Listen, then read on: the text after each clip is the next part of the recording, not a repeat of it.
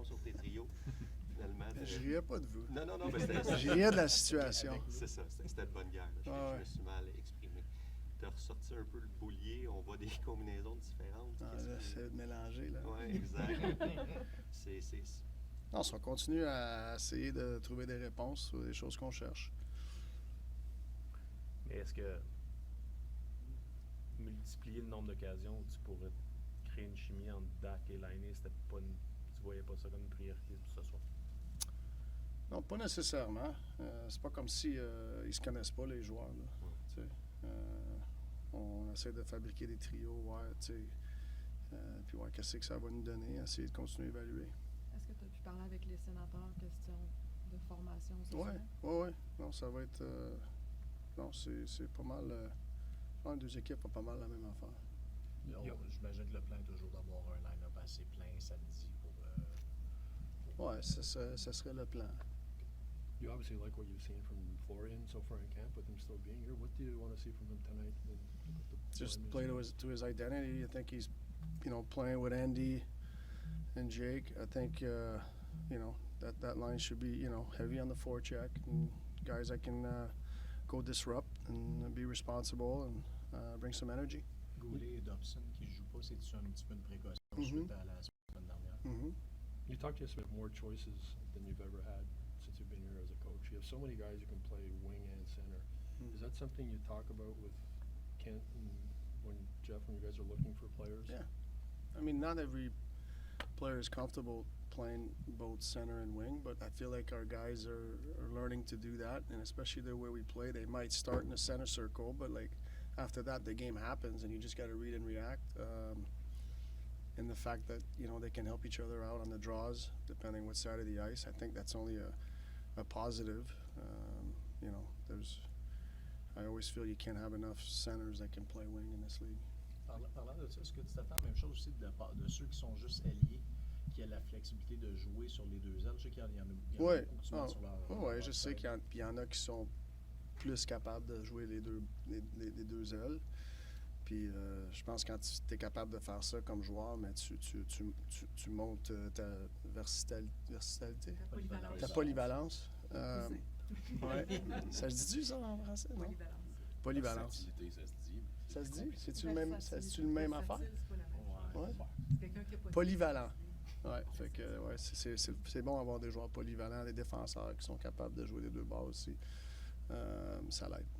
Dan, when we go back to the beginning of training camp, there was a goal of wanting to see urgency, wanting to see these guys from the get-go.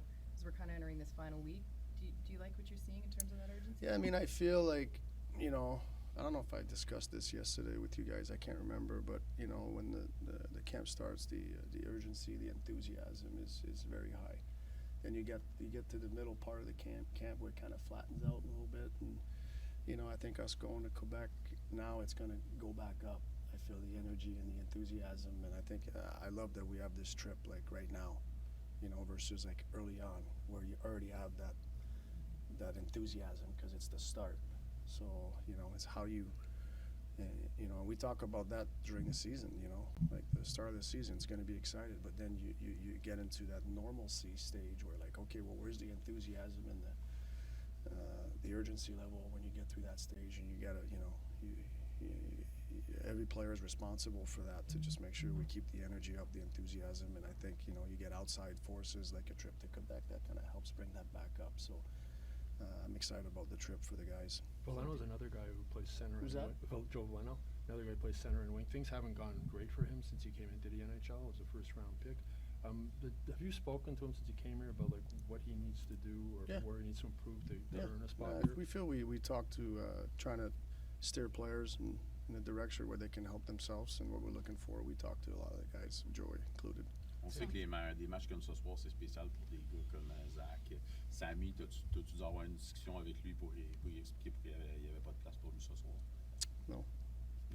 Tu parles du bienfait du voyage à ce temps-ci du camp, mais pour des gars comme justement Zachary Bolduc, de sauter dans l'autobus après la pratique, ça le ramène un peu dans ses années juniors. Les vétérans comme Evans et Anderson nous ont dit que ça va changer un peu la routine d'avant-match. Comment tu vois ça, toi? Ben, c'est la game américaine un peu. On n'est pas habitué d'être dans le boss, mais je pense que les boys ils aiment ça être dans le boss ensemble. Fait qu'on C'est une expérience qu'on vit ensemble. Je pense que les boys sont corrects avec ça. Dans le cas de Josh Anderson, l'année passée, il a comme trouvé sur son trio une zone de confort qui correspondait à son identité. C'est-tu important pour toi de le laisser dans un espace où tu sais qu'il va être confortable, où tu veux t'assurer de pouvoir l'avoir à ta disposition si tu as besoin de l'élever sur un top 6 côté plus offensif? Oui, mais tu as toujours des forces extérieures des fois qui te font faire ça. Ça va dépendre de ce qui arrive en avant de lui. Si on reste en santé et tout, comment le comportement des autres lignes, l'équipe elle va. Je pense que j'ai beaucoup d'options, mais je veux pas changer l'identité de Josh Anderson qui joue sur une deuxième ligne, sur une troisième ligne. Puis même tu regardes nos lignes, puis il faut que je les mette sur le tableau. Il faut que j'en mette 4 lignes sur le tableau. Fait que, on n'est pas une équipe que on dit ça c'est notre quatrième, ça c'est notre troisième. On a une bonne idée c'est qui la première ligne. Mais après ça, là, on a 3 autres lignes, puis on va essayer de les mettre dans des situations où ils peuvent avoir du succès et aider l'équipe. Mais je trouve, auparavant, c'était beaucoup jugé comme ça. C'est une ligue de 4 lignes présentement. Puis c'est pas tout le temps le même défi que chaque ligue va aller avoir à chaque match, tout dépendamment de ça, surtout sur la route. À la maison, je veux dire, les match-ups et tout. Mais je trouve qu'on a beaucoup plus de profondeur pour pouvoir être capable de jongler avec ça. What's your plan for the goalies tonight, Marty? Dove's going to play the whole game. Il y a le camp du Rocket qui ouvre aujourd'hui. Joshua Roy qui vient de la Beauce, probablement qui aurait préféré être avec vous autres dans le boss plutôt qu'au camp du Rocket. Avais-tu un message pour lui pour la fin de son camp? C'est le genre de gars je suis sûr qu'il aurait voulu être dans le portrait jusqu'à la 2e semaine du camp. C'est sûr qu'il, comme tout joueur, il doit être déçu. Mais on prend le temps de parler à nos joueurs. Puis, il a son propre chemin de faire sa place pour jouer dans la Ligue nationale. Il va falloir qu'il continue.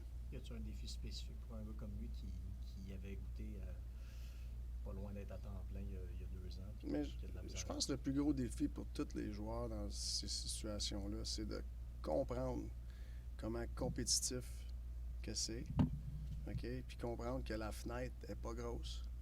Fait que c'est de continuer à te battre pour rentrer d'une manière ou d'une autre. Josh, il a des très belles atouts.